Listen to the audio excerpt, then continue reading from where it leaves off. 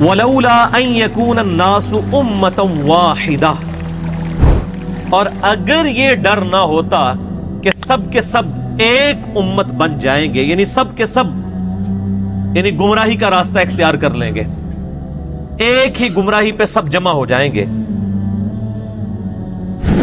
لَجَعَلْنَا لِمَن يَكْفُرُ بِالرَّحْمَنِ لِبُيُوتِهِمْ سُقُفًا، تو اللہ تعالیٰ فرماتا ہے کہ ہم رحمان کے جو منکر ہیں، کافر ہیں، ان کے لیے مکان ایسے بناتے کہ ان کی چھتیں ہوتی من فضہ، چاندی کی، وَمَعَارِجَ عَلَيْهَا يَظْهَرُونَ، اور ان کے گھروں کی سیڑھیاں بھی ہم چاندی کی بنا دیتے جو لوگ اللہ کو نہیں مانتے، یعنی جو کافر ہیں اللہ تعالیٰ فرما رہے کہ ہم ان کے گھر بھی چاندی کے بنا دیتے، ان کے گھروں کی سیڑھیاں بھی چاندی کی بنا دیتے، وَلِبُيُوتِهِمْ أَبْوَابًا وَسُرُرًا عَلَيْهَا يَتَّكِئُونَ، اور ان کے گھر کے دروازے بھی چاندی کے بنا دیتے، اور ان کے وہ تخت بھی جن پر وہ تکیہ لگائے بیٹھے ہیں وہ بھی چاندی کے بنا دیتے، وَزُخْرُفًا، اور یہ سب چیزیں سونے کی بھی بنا دیتے۔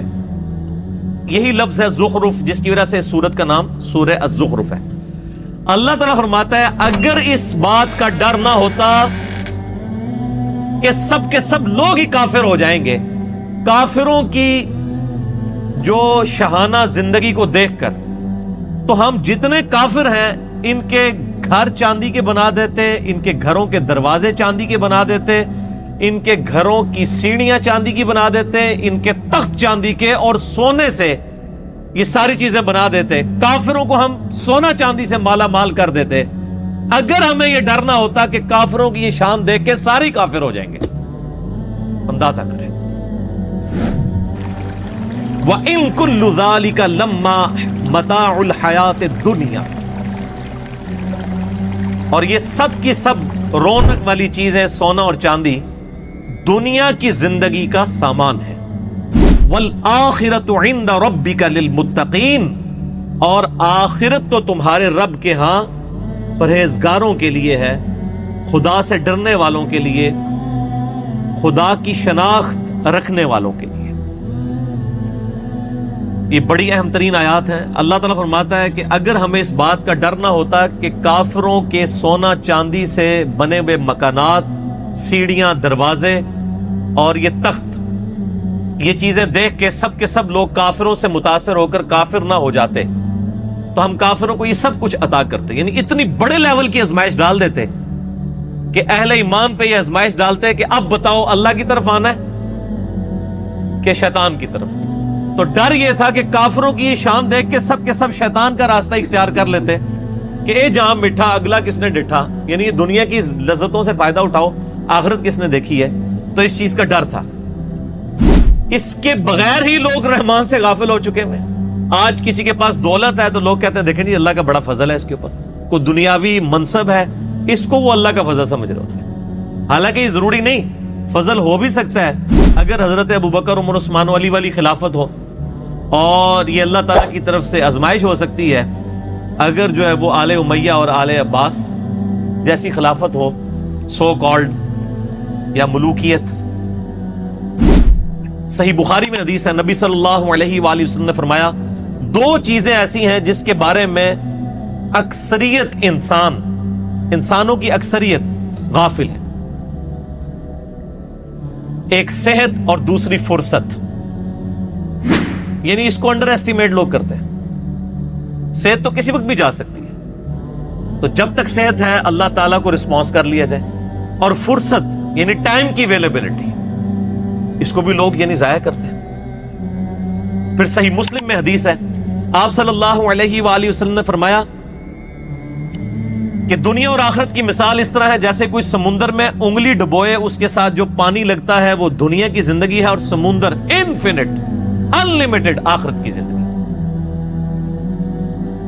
یہ حدیث بھی آپ کو اس چیپٹر میں مل جائے گی۔ ایک اور حدیث ہے صحیح مسلم کی کہ آپ صلی اللہ علیہ وآلہ وسلم ایک دفعہ صحابہ کرام علیہم رضوان کو لے کر مدینہ شریف سے باہر نکلے، ایک گندگی کے ڈھیر کے پاس کھڑے ہوئے جہاں پہ ایک گلی سڑی بکری تھی، بکری کا بچہ مرا پڑا ہوا تھا، آپ صلی اللہ علیہ وآلہ وسلم نے فرمایا تم میں سے کوئی شخص 1 درہم کے بدلے سے خرید لے گا؟ صحابہ نے کہا یا رسول اللہ کبھی نہیں ہم خریدیں گے. تو آپ نے فرمایا اللہ تعالیٰ کے نزدیک پوری دنیا اور جو کچھ اس کے اندر ہے اس کی اہمیت اس گلی سڑی بکری جتنی بھی نہیں ہے جسے تم 1 درہم میں خریدنا پسند نہیں کرو گے. اللہ تعالیٰ یعنی تم اسے پسند نہیں کر رہے، اللہ کے نزدیک دنیا اس سے بھی زیادہ حقیر ہے جس کے پر لوگ مرتے ہیں.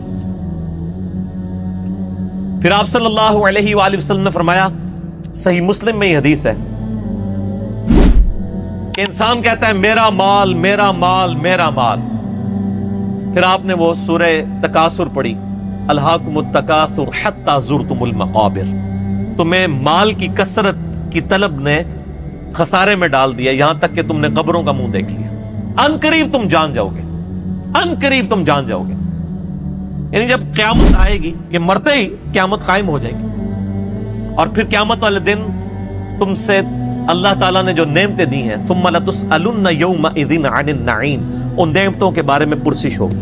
تو صحیح مسلم کے الفاظ ہیں، آپ صلی اللہ علیہ وآلہ وسلم نے فرمایا انسان کہتا ہے میرا مال میرا مال میرا مال، حالانکہ اس کا مال تو وہ ہے جو اس نے کھا لیا یا پہن کر بوسیدہ کر دیا، باقی جو کچھ بچ گیا وہ تو اس کے وارثوں کا مال ہے جو اس کے مرنے کے بعد بانٹیں گے. پھر بخاری اور مسلم دونوں میں یہ حدیث موجود ہے. آپ صلی اللہ علیہ وآلہ وسلم نے فرمایا ابن آدم کے پاس اگر سونے کی 2 وادیاں ہوں تو وہ تمنا کرے گا میرے پاس تیسری بھی آ جائے. اس کا پیٹ صرف قبر کی مٹی بھرے گی.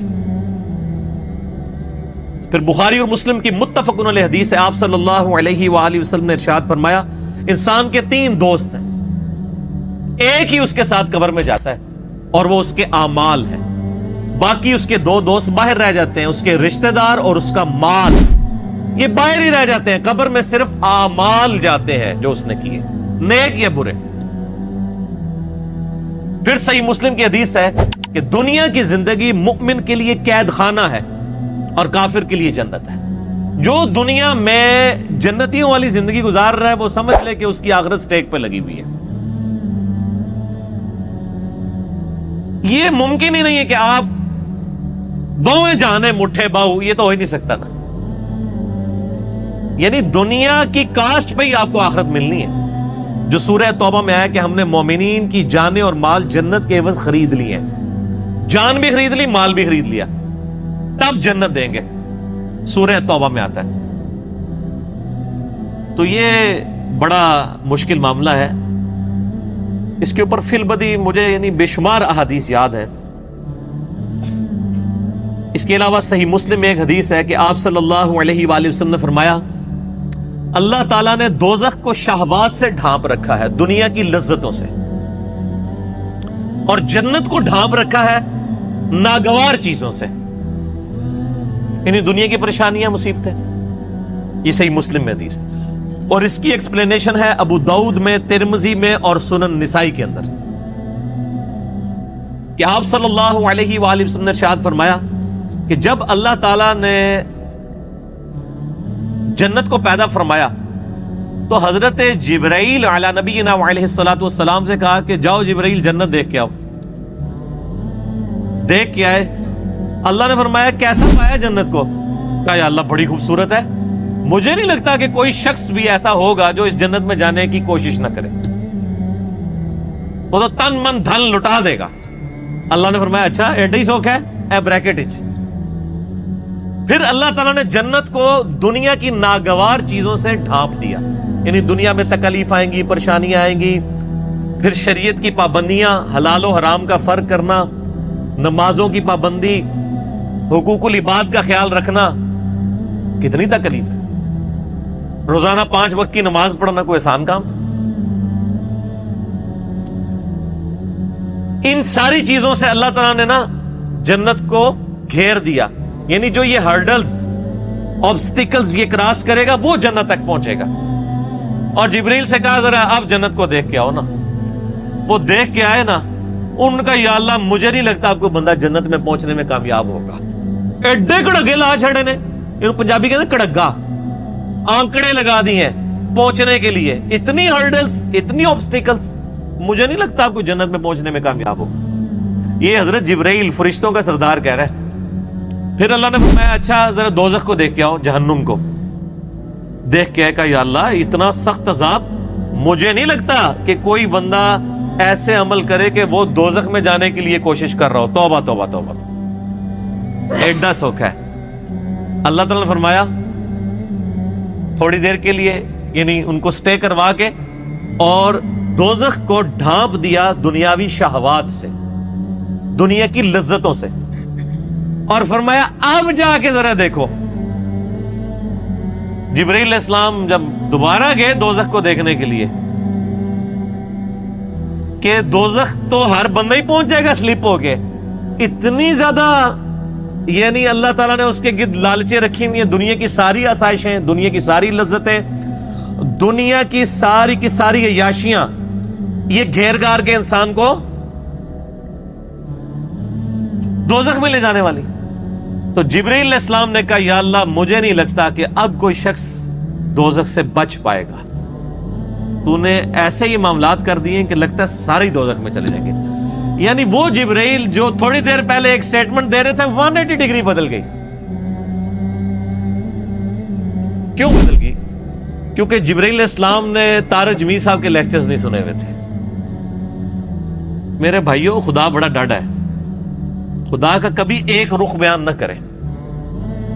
یہ یعنی میں نے گھر تو نہیں، یہ ساری حدیثیں بخاری مسلم سے ہیں، یہ کوئی قصہ کہانیاں تو نہیں صوفیاء کی کتابوں کی لکھی ہوئی میں بیان کر رہا ہوں، یہ بخاری مسلم بیان کر رہا ہوں۔ یہی وجہ ہے صحیح بخاری میں حدیث ہے نبی صلی اللہ علیہ وآلہ وسلم ایک چوراہے کے پاس سے گزرے، کچھ صحابہ کہہ کے لگا رہے تھے، ہنس رہے تھے، آپ رک گئے۔ آپ نے فرمایا جو کچھ میں جانتا ہوں اگر تم جانتے ہوتے تو بہت کم ہنستے، زیادہ رویا کرتے۔ وہ آج مجھے ایک بھائی پوچھ رہے تھے جی وہ طارق جمیل صاحب کہتے ہیں کہ آج کل کچھ نوجوان مبلغین ہیں، انہوں نے لوگوں کو یعنی خدا سے دور کر دیا، ایک تھانے دار کا کانسیپٹ دیا ہے خدا کے بارے میں۔ یہ تھانے داری والا معاملہ نہیں ہے میرے بھائیوں، یہ خدا کا وہ تعارف ہے جو قرآن کے اندر ہے، جو اللہ کے محبوب صلی اللہ علیہ وآلہ وسلم نے ہمیں کروایا ہے۔ پورے قرآن کے اندر قرآن کا جو مزاج ہے اس میں کہیں یہ بات نہیں آئی ہے کہ آپ اللہ کے نافرمان ہو اور ڈٹے رہیں اور اللہ معاف کر دے گا، ناٹ ایٹ آل۔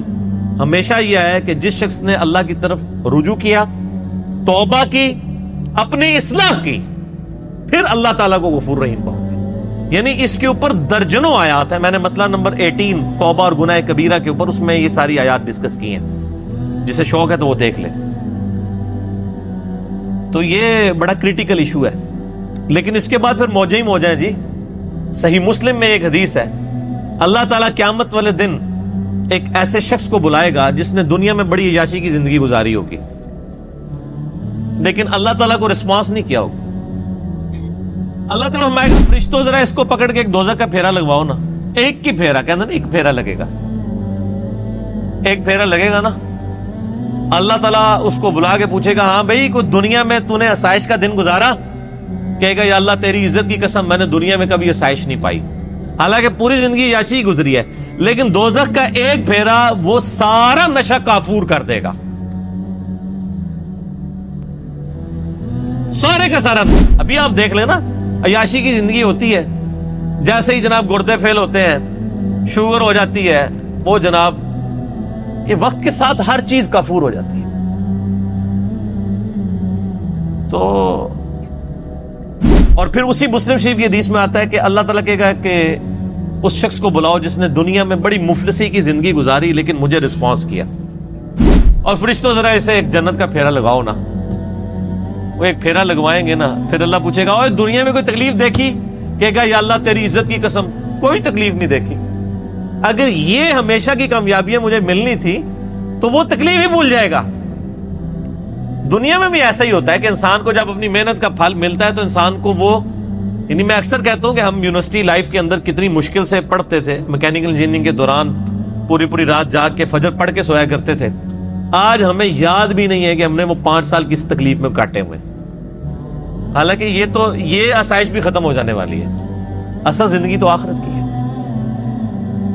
اور یہ ایک کانٹے کی بات ہے جو سارے صحیفوں میں اللہ تعالیٰ نے قرآن حکیم میں فرمایا، سورۃ الاعلیٰ میں، بل تؤثرون الحیات الدنیا، تمہارا عکس اصل مرض یہ ہے کہ تم دنیا کی زندگی کو ترجیح دیتے ہو، والآخرۃ خیر وابقی، جبکہ آخرت بہتر بھی ہے اور ہمیشہ رہنے والی ہے۔ ان ھذا لفی الصحف الاولی، یہی ایک کانٹے کی بات، یونیورسل ٹروتھ، پچھلے سارے صحیفوں میں، ساری آسمانی کتابوں میں ایک ہی کانٹے کی بات تھی۔ ان ھذا لفی الصحف الاولی صحف ابراہیم و موسیٰ، چاہے وہ قرآن سے پہلے ابراہیم علیہ السلام کے صحائف ہوں یا موسیٰ علیہ السلام کے، ایک ہی کانٹے کی بات تھی کہ دنیا کی زندگی عارضی ہے، اصل زندگی آخرت کی ہے۔